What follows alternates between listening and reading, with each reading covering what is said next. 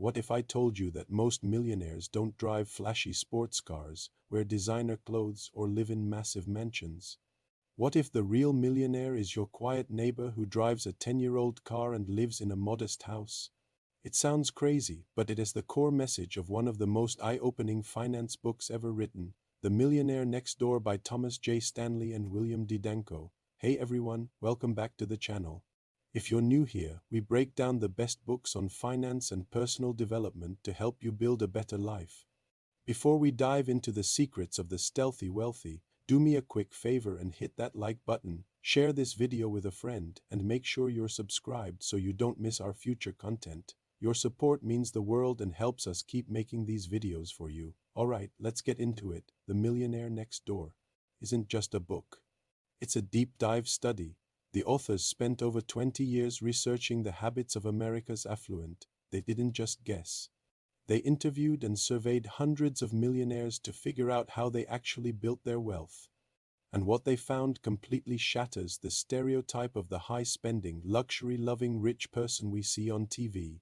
The biggest bombshell from the book is this: wealth isn't the same as income. You can earn a massive salary and still be broke if you spend it all. True wealth is what you accumulate, not what you spend. The book introduces two fascinating groups: the yours, or under-accumulators of wealth, and the poors, prodigious accumulators of wealth. Yours have a low net worth compared to their high income. They're the doctors or lawyers with the big house and fancy cars, but also massive debt.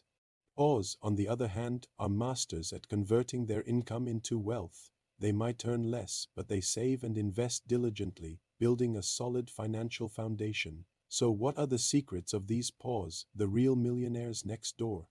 The book breaks it down into 7 key traits, and we're going to explore them one by one. The first and most important trait is that they live well below their means. This is the absolute cornerstone of wealth building. The typical millionaire in the study isn't splurging on luxuries. They're frugal, and frugal doesn't mean cheap.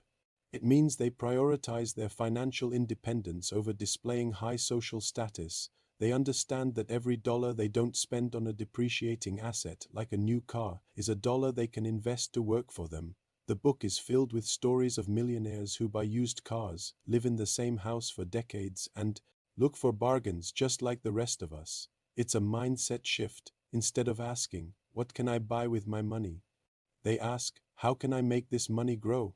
The second key trait is that they allocate their time, energy, and money efficiently in ways conducive to building wealth. This means they spend a significant amount of time planning their finances. While the average person might spend more time planning their next vacation, the prodigious accumulator of wealth spends hours each month analyzing their spending, budget, and investments. They're actively involved in managing their money. They don't just hope for the best. They have a plan. They set goals, track their progress, and make adjustments along the way. They treat building wealth like a part-time job, and that dedication pays off handsomely over time. Third, they believe that financial independence is more important than displaying high social status. This ties back to the first point but goes deeper into their psychology. They derive satisfaction not from the applause of others, but from knowing they are secure and self-reliant. The book tells a great story about a group of millionaires being offered a focus group. When they were offered gourmet food and fine wine, few were interested. But when they were offered a cash payment of a few $100s, they all showed up. They value the actual wealth, not the symbols of it. This mindset protects them from the keeping up with the Joneses trap that sinks so many financial ships. The fourth habit is a game changer. Their parents did not provide economic outpatient care. What's that? It's the fancy term the authors use for regular financial handouts to adult children. The study found that adult children who receive constant financial support from their parents tend to be less wealthy. Why? Because they never learn to stand on their own 2 feet. They become dependent and often consume more than they produce. On the other hand, children who are taught to be financially self-sufficient from a young age are far more likely to become poors themselves. The greatest gift a parent can give is not cash, but a financial education and a strong work ethic. Number 5, their adult children are economically self-sufficient. This is the flip side of the previous point. Millionaires next door raise their children to be responsible, independent adults. They teach them the value of hard work, saving, and investing. They don't just spoil them with gifts. Instead, they model good financial behavior and instill the principles of frugality and discipline. The goal is to raise producers, not just consumers. This not only secures the children's future but also protects the parents' own nest egg from being drained. Sixth, they are proficient in targeting market opportunities. The millionaires in the book are often business owners, and they've become experts in their niche. They didn't get rich by chasing hot stock tips or get-rich-quick schemes. Many of them own what the book calls dull normal businesses. Think welding contractors, pest controllers, or mobile home park owners. These aren't glamorous industries, but they are often profitable and have less competition. These entrepreneurs identify a need in their community and work diligently to fill it. They understand their market inside and out, which allows them to build successful, cash-flowing businesses over the long term. And finally, the seventh trait, they chose the right occupation. Now, this doesn't mean you have to be a doctor or a lawyer. In fact, many high-income professionals are yours, remember. The key is choosing a path where you can either generate a solid income that allows for saving, like a skilled professional or a successful salesperson, or better yet, become a self-employed business owner. Business owners make up a huge percentage of the millionaires in the study because they have more control over their income and their ability to build equity. So let's recap those 7 traits. Live below your means, manage your time and money efficiently, prioritize financial freedom over social status, avoid giving or receiving economic outpatient care, raise financially independent children, be a savvy business operator, and choose the right line of work. It's a powerful framework, isn't it? It demystifies wealth. It's not about luck or inheritance. For most people, becoming a millionaire is the result of years of discipline, hard work, and living a surprisingly modest lifestyle.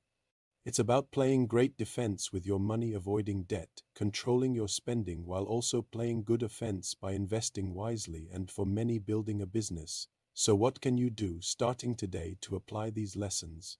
First, calculate your own net worth, assets minus liabilities. It's your financial scorecard. Know where you stand. The book even provides a formula to see if you are on track. Multiply your age by your pre-tax annual income and then divide by 10. This is what your expected net worth should be. Are you a poor, a UR, or average? Second, create a budget and track your spending. You can't manage what you don't measure. For 1 month, write down every single penny you spend. You will be shocked at where your money is going.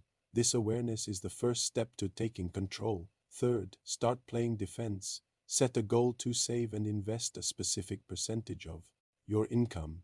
The book's subjects often saved 15-20 or more. Automate your savings so the money goes directly to your investment accounts before you even have a chance to spend it. This is the single most effective way to build wealth over time. Fourth, reevaluate your relationship with money and status. The next time you feel the urge to buy a new car or a designer watch, ask yourself, am I buying this for my own enjoyment, or am I buying it to impress others?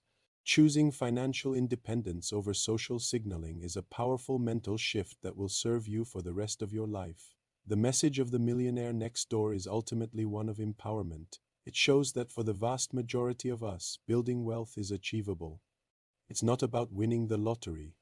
It's about the small, consistent, disciplined choices we make every single day. It's about trading a little bit of short-term gratification for a lifetime of long-term security and freedom.